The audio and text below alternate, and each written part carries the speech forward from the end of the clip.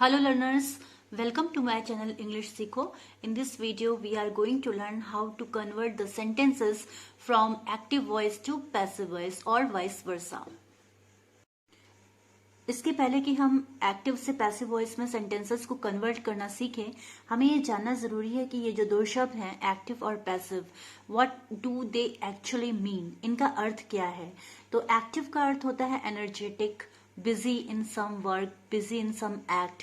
ये एक्टिव और पैसिव ये दोनों ही एडजेक्टिव हैं, किसी व्यक्ति को या किसी चीज को क्वालिफाई करते हैं। तो एक्टिव का मतलब ही होता है किसी कार्य में बिजी, एक्ट मतलब होता है कार्य, और पैसिव उसी का उल्टा होता है, उसी का अपोजिट होता है, मतलब विदाउट एनी एक्टिव रिस्पॉन्स और पार्टिसिपेशन। जो कार्य न कर रहा हो या किसी कार्य में लिप्त ना हो उसको हम कहेंगे पैसिव। तो आप ये समझ सकते हैं कि हम अगर हिंदी में इनका मीनिंग देखना चाहें तो एक्टिव का मतलब होता है सक्रिय और पैसिव का मतलब होता है निष्क्रिय। अब अगर एक्टिव का मतलब है सक्रिय और पैसिव का मतलब है निष्क्रिय, यानी कि जब इनको हम सेंटेंसेस में देखेंगे तो वहां पर कोई ना कोई ऐसा है या कोई चीज ऐसी है जो या तो एक्टिव है और या तो पैसिव है। तो एक तरीके से हम ये समझ सकते हैं कि एक्टिव वॉइस में सब्जेक्ट एक्टिव होता है और पैसिव वॉइस में सब्जेक्ट पैसिव हो जाता है। फॉर एग्जाम्पल देखिए, यहाँ पर मैंने एक एग्जाम्पल लिखा हुआ है, इसको दो तरीके से लिखा गया है। मोहन राइट्स अ लेटर, और दूसरा उसी सेंटेंस को हमने लिखा है a letter is written by Mohan. पहला जो सेंटेंस है मोहन राइट्स अ लेटर, इसका मतलब है मोहन एक पत्र लिखता है, और जो दूसरा सेंटेंस लिखा है a letter is written by Mohan, इसका मतलब है एक पत्र लिखा जाता है मोहन के द्वारा। ये जो बाई लगा हुआ है, बाई का मतलब है द्वारा। तो ये जो पहला सेंटेंस है ये एक्टिव वॉइस में है और ये जो दूसरा सेंटेंस है ये पैसिव वॉइस में है। किस प्रकार है देखिए, यहाँ पे सब्जेक्ट आपने 6th 7th 8th क्लास में पढ़ा होगा कि हर सब्जेक्ट के दो पार्ट होते हैं, एक होता है सब्जेक्ट पार्ट और एक होता है प्रेडिकेट पार्ट। यहाँ पर मोहन काम कर रहा है, मोहन लेटर लिख रहा है और मोहन ही सेंटेंस का सब्जेक्ट है, मोहन एक्टिव है, इसीलिए ये सेंटेंस एक्टिव वॉइस में है। और यहाँ पर अ लेटर, यहाँ पर देखिए सब्जेक्ट इस सेंटेंस का अ लेटर हो गया, काम अभी भी मोहन कर रहा है लेकिन मोहन प्रेडिकेट पार्ट में चला गया।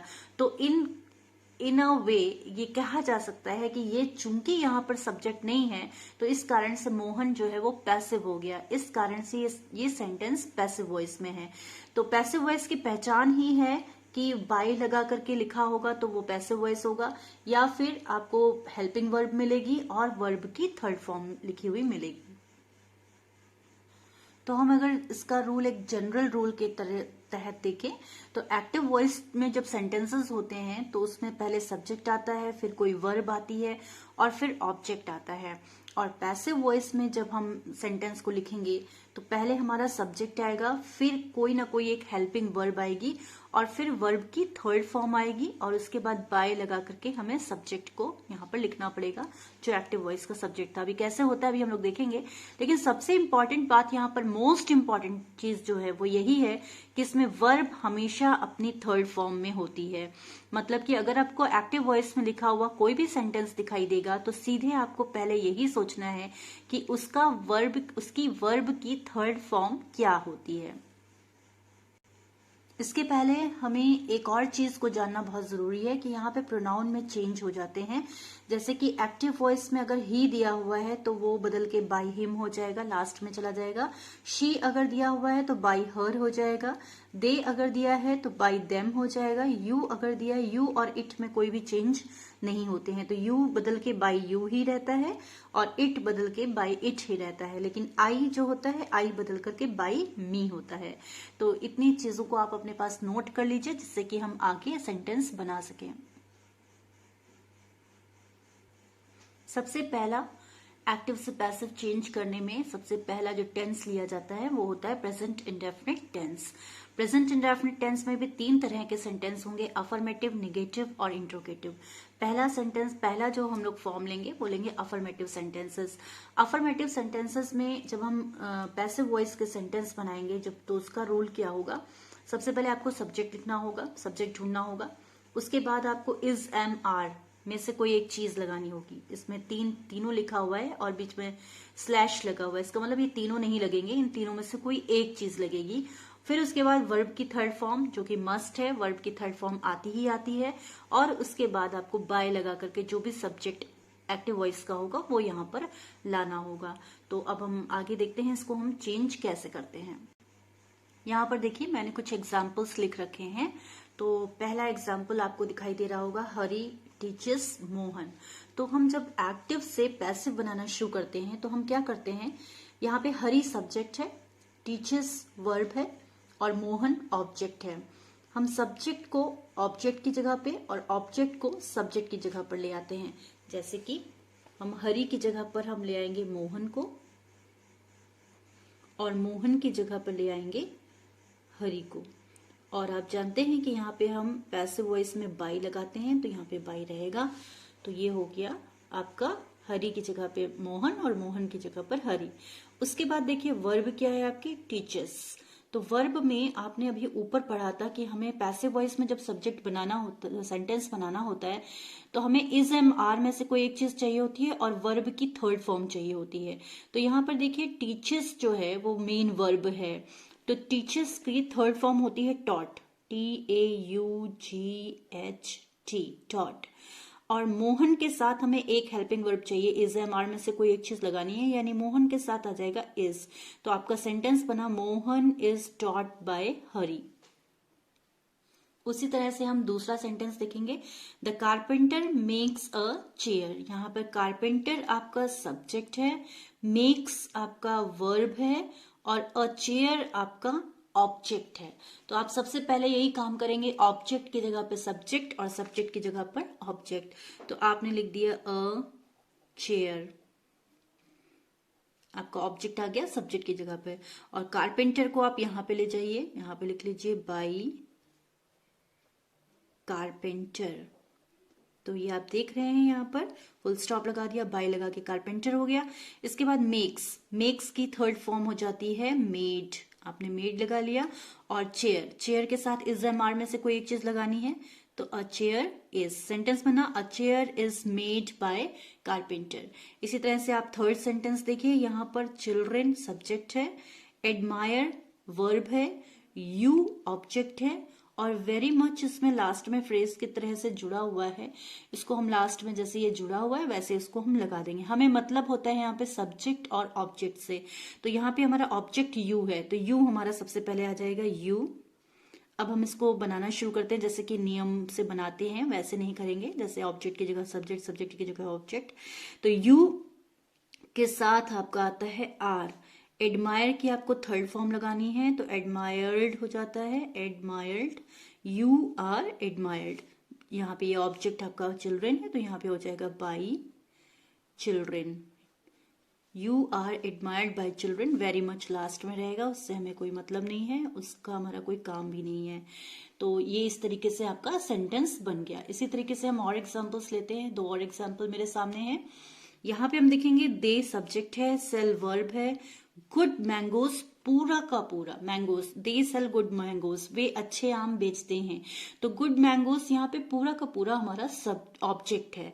तो हम यहाँ से शुरुआत करते हैं सेंटेंस की, गुड मैंगोज। अब हम ये देखते हैं कि गुड मैंगोज के साथ इज एम आर में से क्या चीज आएगी। तो गुड मैंगोज के साथ इज एम आर में से आएगा आर। सेल यहाँ पे वर्ब है तो सेल का थर्ड फॉर्म हो जाएगा सोल्ड और दे को हम चेंज करेंगे तो आ जाएगा बाई देम। तो ये इस तरीके से आपका असर्टिव सेंटेंस बन गया। इस तरह से एक और एग्जांपल दिया हुआ है, शी हेल्प्स मी, बहुत ही इजी एग्जांपल है, शी हेल्प्स मी। मैं एक बार फिर से दोबारा वैसे ही लिख देती हूँ जैसे मैंने शुरू में समझाया था, हो सकता है कि कई लोगों को समझ में आने में दिक्कत होती है। तो आपको क्या करना होता है कि सब्जेक्ट की जगह पे ऑब्जेक्ट लिखना होता है और ऑब्जेक्ट की जगह पर सब्जेक्ट। तो आप मी को जब सब्जेक्ट बनाएंगे तो यहाँ पर आई हो जाएगा, आई, और शी को जब आप मी के नीचे यहां ले जाएंगे तो ये हो जाएगा बाई हर, जो मैंने पहले आपको बताया था शी बदल करके हर में हो जाता है। फिर उसके बाद हेल्प है तो हेल्प की थर्ड फॉर्म आपकी हो गई हेल्प्ड, और आई के साथ इस एम आर में से क्या आएगा एम, तो I am helped by her. तो ये थे पैसिव वॉइस अफर्मेटिव सेंटेंसेस। अब हम देखेंगे प्रेजेंट इंडेफिनिट टेंस में नेगेटिव सेंटेंसेस को हम किस तरह से बनाते हैं। ये थोड़े से टिपिकल होते हैं और इंडेफिनिट टेंस ही अपने आप में थोड़ा सा टिपिकल होता है, थोड़ा कंफ्यूजिंग होता है। तो चलिए देखते हैं नेगेटिव सेंटेंस के रूल क्या होते हैं। नेगेटिव सेंटेंस का रूल ये होता है, जब हमें पैसिव वॉइस में सेंटेंस को बनाना है तो हमें सबसे पहले सब्जेक्ट लिखना होगा, उसके बाद हमें इज एम आर में से एक चीज लगानी होगी, फिर हमें नेगेटिव सेंटेंस है तो नॉट का प्रयोग करना होगा। तो हमेशा helping verb is am are के बाद ही नॉट आएगा, उसके पहले नहीं आएगा। और वर्ब की थर्ड फॉर्म मस्ट है और उसके बाद बाय लगा करके आप जो एक्टिव वॉइस का सब्जेक्ट होता है वो ले आते हैं। तो चलिए अब हम इसके एग्जाम्पल्स देखते हैं। देखिए एक बहुत ही सिंपल सा एग्जाम्पल मेरे सामने है, he does not like me. तो अब आपको इसमें बहुत सावधानी पूर्वक बनाना है। इसमें बहुत ही ये कोई टिपिकल चीज नहीं है, बहुत आसान चीज है, बस थोड़ा सा समझने की बात है। यहाँ पे हम फिर से ढूंढते हैं कि हमारा सब्जेक्ट क्या है। सब्जेक्ट ये है ही, ऑब्जेक्ट ढूंढना पड़ता है, ऑब्जेक्ट हमारा मी, वर्ब है लाइक और हेल्पिंग वर्ब है डज। डज हेल्पिंग वर्ब है, नॉट नेगेटिव के लिए लगा हुआ है। तो अब मैं आपको इसका बनाने का बहुत आसान तरीका एक बताती हूँ जिसमें कि आपसे कभी भी मिस्टेक नहीं होगी। तो आप जैसे बना रहे हैं वैसे बनाइए। पहले तो मी को अपनी जगह पे लेकर के आइए सब्जेक्ट के तौर पे, तो आप ये यहाँ पे चेंज कर लेंगे, यहाँ पर आई हो जाएगा।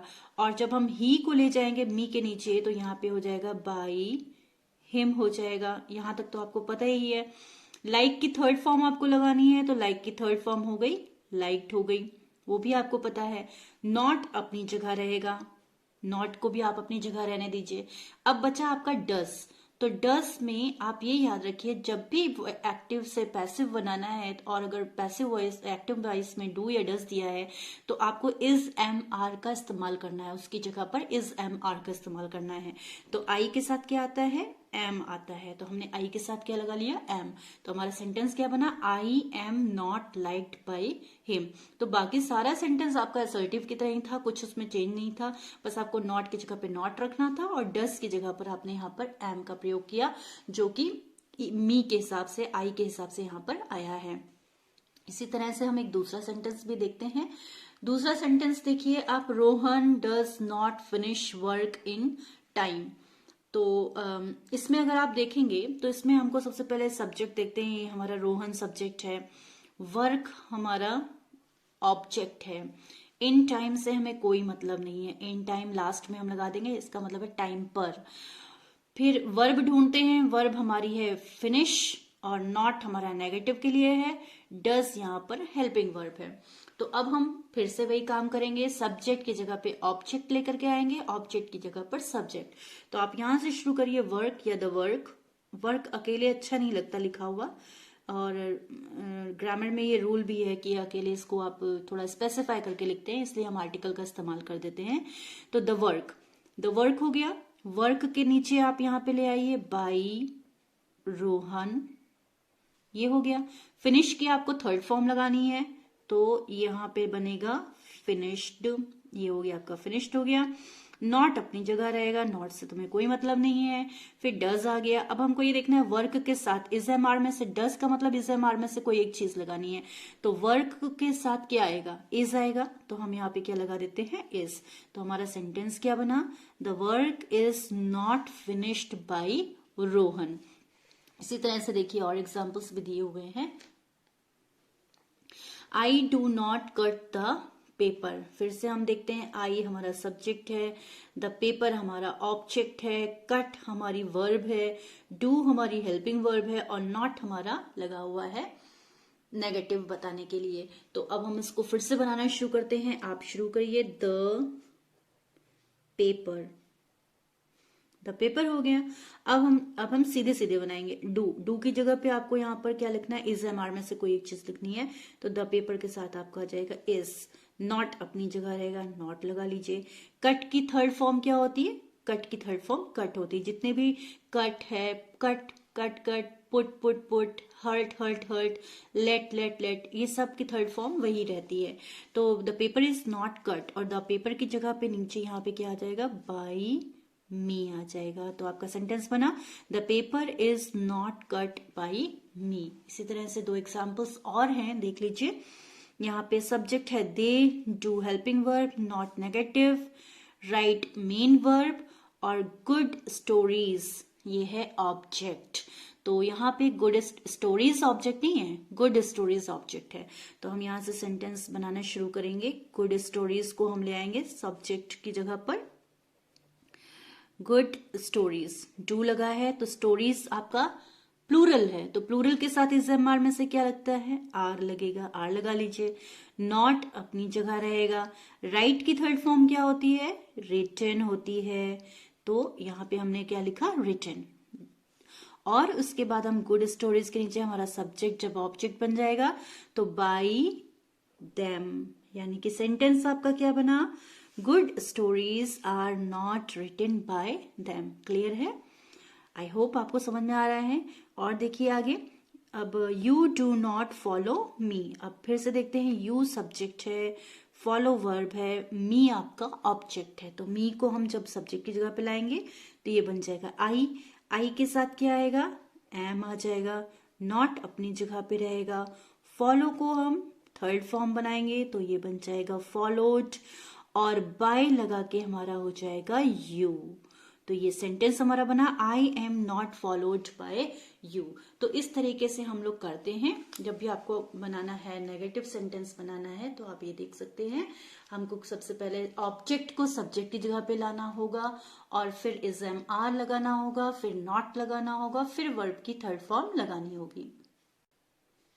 तीसरा सेंटेंस, प्रेजेंट इंडेफिनिट टेंस में इंट्रोगेटिव सेंटेंसेस, ये थोड़े से टिपिकल होते हैं और थोड़े से डिफिकल्ट भी होते हैं। इनको अगर आप लेकिन एक बार समझ लेंगे तो आपके लिए हमेशा के लिए आसानी हो जाएगी।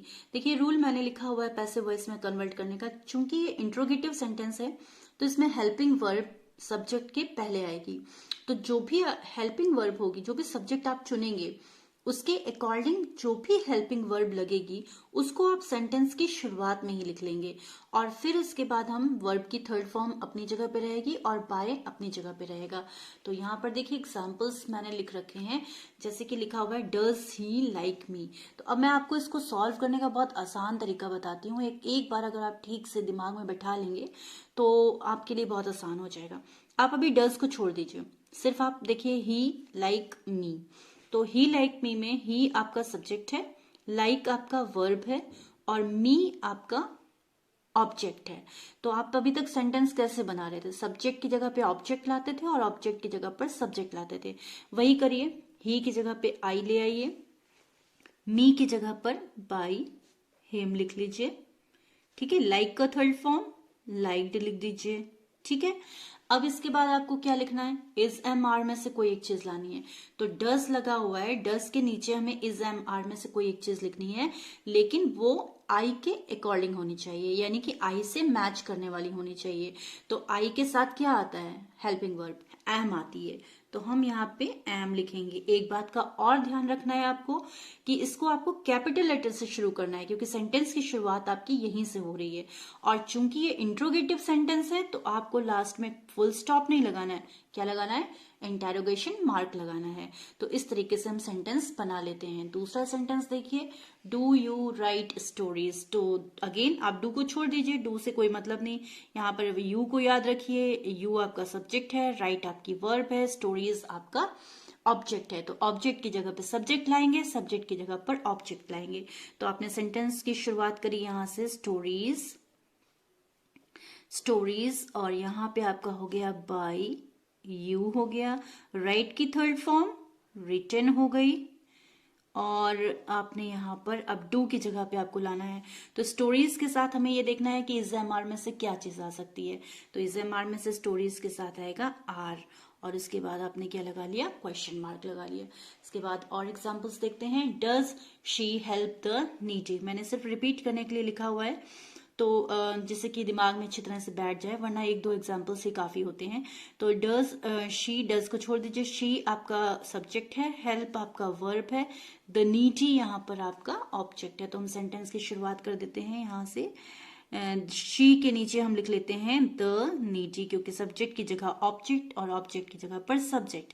द नीडी के नीचे हमारा आ जाएगा बाई हर, ये आ गया। हेल्प की हमें थर्ड फॉर्म चाहिए, तो यहाँ पे हो गया हेल्प्ड हो गया। और उसके बाद डज के लिए हमें इज एम आर की जरूरत है, तो हम देखते हैं द नीडी के साथ हमको क्या लगता है। अब यहाँ पे एक चीज मैं आपको बहुत ही इंपॉर्टेंट चीज बताने जा रही हूँ। यहाँ पे द नीडी का मतलब है the whole community of needy, यानी कि बहुत सारे नीडी लोगों की बात हो रही है। यहाँ पे किसी एक नीडी की बात नहीं हो रही है, एक पूरी कम्युनिटी की बात हो रही है। तो यहाँ पे आर लगेगा, are the needy helped by her question mark. इसके बाद एक और एग्जाम्पल है, देखिए बहुत ही इंपॉर्टेंट एग्जाम्पल है, जहां पर इंट्रोगेटिव तो होता है लेकिन उसके साथ साथ साथ में WH वर्ड भी लगा होता है। तो इससे आपको घबराने की कोई जरूरत नहीं है, आप जरा भी परेशान हुए बगैर जहां पे वो जो वर्ड लगा है उसको वहीं रहने दीजिए, वहीं पे लिख दीजिए वाई। बाकी आपका सेंटेंस क्या बचा, who do you follow me. तो हम अपना वही जो हमें एक सिंपल सा तरीका आता है सॉल्व करने का, हम उसी तरीके से चलेंगे। यू हमारा सब्जेक्ट है, वर्ब फॉलो हमारा वर्ब है, मी हमारा ऑब्जेक्ट है। तो हम क्या करते हैं, यू की जगह पे आई ले आते हैं, मी की जगह पे हम बाई यू ले जाते हैं, फॉलो की थर्ड फॉर्म लिख देते हैं, यानी कि ये हो गई हमारी फॉलोड हो गई। और डू की जगह पे हमें इज एम आर लाना है, तो आई के साथ आता है एम। तो सेंटेंस क्या बना, why am I followed by you. आपने देखा कितनी आसानी से बन गया। लेकिन अगर ये एग्जाम में लिखा हुआ मिलता why do you follow me, तो आप बहुत चक्कर में पड़ जाते कि हम इसको कैसे सॉल्व करें। तो इसमें घबराने की कोई जरूरत नहीं होती है, बस आपको थोड़ा सा ध्यान से एक बार समझ लेना है और कुछ नहीं करना है। इसी तरह से हम लोग और एग्जाम्पल्स देखेंगे। यहाँ पे 3-4 एग्जाम्पल्स मैंने और लिखे हुए हैं। अब की बार देखिए थोड़ा सा सेंटेंस में फिर से चेंज आया है। चेंज क्या आया है, यहाँ पे डू है, यहाँ पे आई है, यहाँ पे नॉट लगा हुआ है, यानी कि ये इंट्रोगेटिव नेगेटिव सेंटेंस है। तो do I not solve the sums correctly, क्या मैं अच्छे से करेक्टली सम्स को सॉल्व नहीं करता हूं। तो अब इसमें हम कैसे बनाएंगे, इसमें भी आपको कुछ नहीं करना है, सिर्फ आपको देखना है सब्जेक्ट क्या है आपका, ऑब्जेक्ट क्या है, ऑब्जेक्ट है द सम्स। करेक्टली आपकी जो है एडवर्ब है, उससे कोई मतलब नहीं है, और लास्ट में जैसे लगी है वैसे ही लगा देंगे। फिर वर्ब क्या है, मेन वर्ब हमारी है सॉल्व। अब बचा डू और नॉट, नॉट अपनी जगह रहेगा, डू की जगह पे आपको इज एम आर लेकर के आना है, तो उससे कोई फर्क ही नहीं है। तो आपको घबराने की कोई जरूरत ही नहीं है कि ये बहुत ही कठिन सेंटेंस है। अब देखिए कैसे करते हैं इसको, द सम्स को हम यहाँ ले आते हैं आई के नीचे, यानी कि सब्जेक्ट को हम ले आएंगे, सॉरी ऑब्जेक्ट को ले आएंगे सब्जेक्ट की जगह पे। तो यहाँ पे आपका हो गया द सम्स, नॉट अपनी जगह पे रहेगा, ठीक है। सॉल्व का थर्ड फॉर्म लगा लीजिए, तो आपका हो गया सॉल्व्ड हो गया। The sums not solved correctly अपनी जगह पे रहेगा, उससे कोई मतलब नहीं था, लास्ट में लगा हुआ था तो हमने इसको लगा लिया।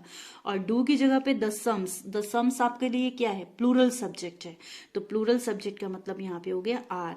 तो आपका सेंटेंस बना are the sums not solved correctly question mark. तो ये बन गया सेंटेंस। इजी था ना, बहुत इजी था। अगर समझ में आ गया है तो बहुत इजी होगा, नहीं समझ में आया तो हमेशा कठिन लगता रहेगा। एक बार ध्यान से समझ लीजिए, कोई दिक्कत नहीं होगी। दोबारा देखिए, यहाँ पे फिर से मैंने एक एग्जांपल वाई वाला ले लिया है, थोड़ा सा उसको क्लियर करने के लिए। और why does the father join the meeting, पिता मीटिंग क्यों ज्वाइन करते हैं। तो हम वाई है, डज है, द फादर हमारा सब्जेक्ट है, ज्वाइन हमारा वर्ब है, द मीटिंग हमारी ऑब्जेक्ट है। तो हम द फादर की जगह पे हम ले आते हैं द मीटिंग, और ज्वाइन का थर्ड फॉर्म हो जाता है ज्वाइंट, द मीटिंग की जगह पे आ जाता है बाई है, सॉरी मिस्टेक है, बाई फादर ये हो गया। अच्छा, डज की जगह पे आपको क्या लाना था, इज एम आर में से कोई चीज लाना था। मीटिंग आपके लिए क्या है, सिंगुलर है, तो सिंगुलर के लिए हम यहाँ पर इज लगा लेंगे। और वाई से हमें कोई मतलब ही नहीं है, वाई जैसे है वैसे ही रहेगा। तो WH वर्ड जहां पर जैसे दिया होता है हम उसको वैसे ही उतार लेते हैं। तो आपको करना क्या है, जैसे आपने WH वर्ड था वैसे वैसे उतार लिया। डज या डू जो लगा हुआ है उसमें हम देखेंगे यहाँ पे इज एम आर में से क्या चीज आएगी। और बाकी इतना सेंटेंस अगर आप देखिए, इतना सेंटेंस बाकी जो था अभी तक जैसे आप बनाते आए हैं वैसे ही बन रहा है। अब एक बहुत ही इंपॉर्टेंट लास्ट एग्जाम्पल है, ये बहुत ही इंपॉर्टेंट है, who Knox at the door. इसको आपको बहुत ही प्रॉपरली समझना पड़ेगा। यहां पर हु सब्जेक्ट है, नॉक्स वर्ब है, नॉक्स के साथ एट लगा हुआ है, एट वर्ब इसके साथ ही रहेगा प्रिपोजिशन, और द डोर। तो इसका एक अलग रूल होता है। इसका रूल क्या होता है, इसका रूल होता है बाई से शुरू करते हैं हम। हु जो होता है वो हमारा बाई whom में बदल जाता है। ये आपको याद रखना पड़ेगा।